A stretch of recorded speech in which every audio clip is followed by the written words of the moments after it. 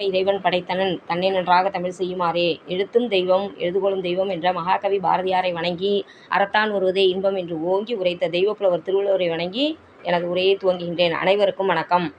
இன்று என்னுடைய தலைப்பு 9ஆம் திருமுறையில் திருப்பல்லாண்டு அருளிய சேந்தனார். சேந்தனாருடைய வாழ்க்கையை பற்றிய விவரங்கள் தான் இந்த கட்டுரை. பழங்காலந்தொட்டு தமிழ்நாடு இலக்கியத் துறையில் மேன்மையுற்று திகழ்கின்றது. தமிழ்நாட்டு இலக்கியங்களில் ஒரு தனி சிறப்புற்ற பகுதியாக விளங்குவது சைவ வைணவ திருப்பாடல்கள் ஆகும்.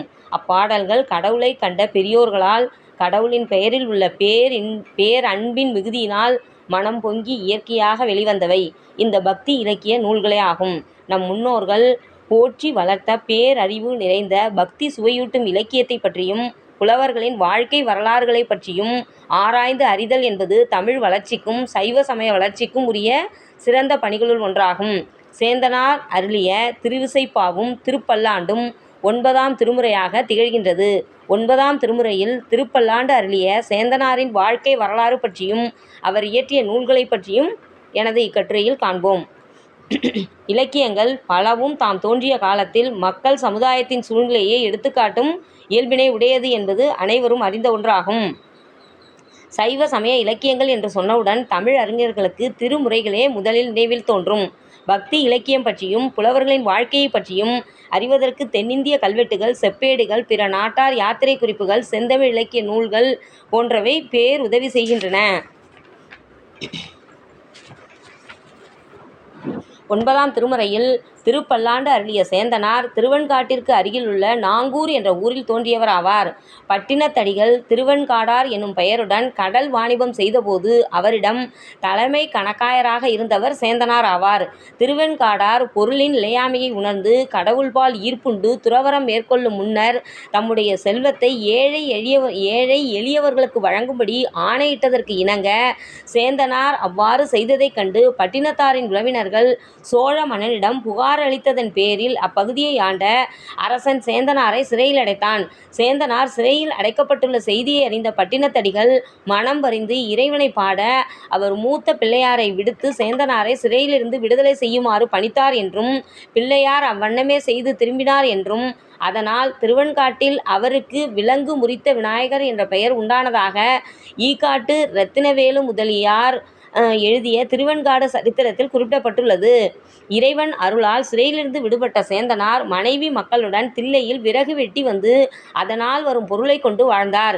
அந்நிலையில் அவர் சிவனடியார் ஒருவருக்காவது உணவு தராமல் தானும் உண்ணுவதில்லை என்ற கொள்கையோடு வாழ்ந்து வந்தார். ஒரு நாள் பெய்த மழையால் விறகுகள் எல்லாம் நனைந்ததன் காரணமாக விறகுகளை விற்க முடியாத சூழ்நிலையில் அவர்கள் வீட்டில் இருக்கின்ற பொருட்களை வைத்து களியை தயாரித்து வைத்துக்கொண்டு சிவனடியார் வருகைக்காக காத்திருந்தார். வெகு நேரமாகியும் யாரும் வராததால் சேந்தனார் மனம் வருந்தினார்.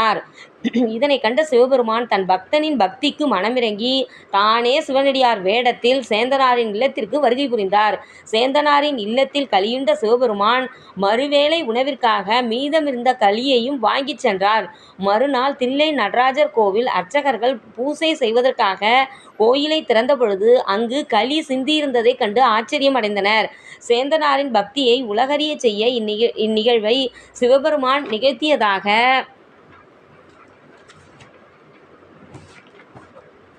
மார்கழி மாதம் திருவாதிரை நட்சத்திர நாள் ஆகும்.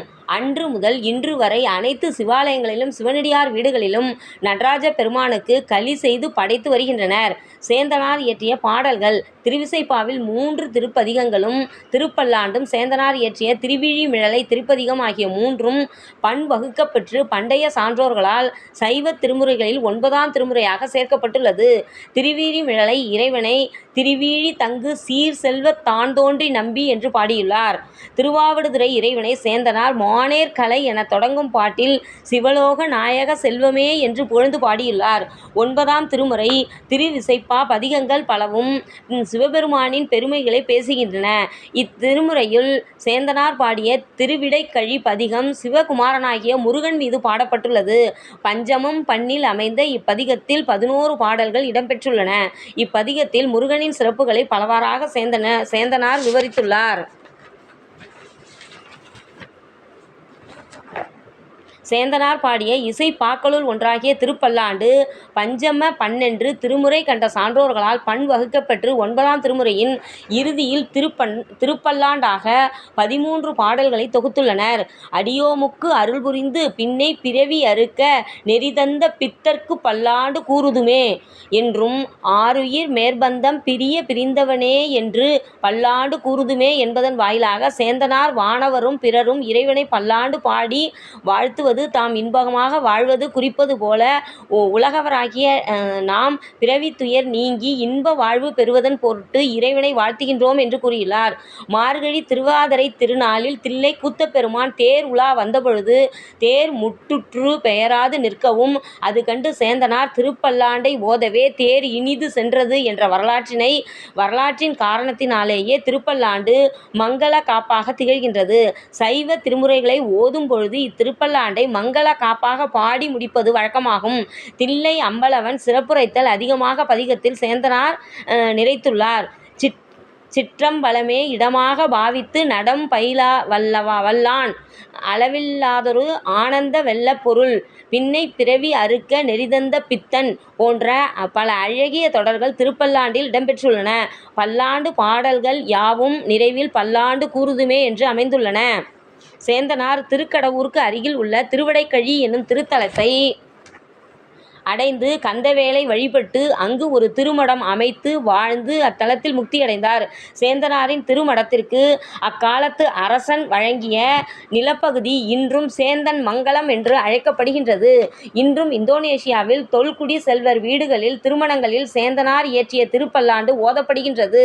சேந்தனார் இயற்றிய திருப்பாடல்கள் பற்றியும் புலவர் பெருமான் பற்றியும் பக்தி இலக்கியம் வாயிலாக அறிவதனால் பல செய்திகளை எனது கட்டுரையில் கூறியுள்ளேன். வாய்ப்பளித்தமைக்கு மிக்க நன்றி. சான்றோர் அவையில் பேச வாய்ப்பளித்தமைக்கு மிக்க நன்றி.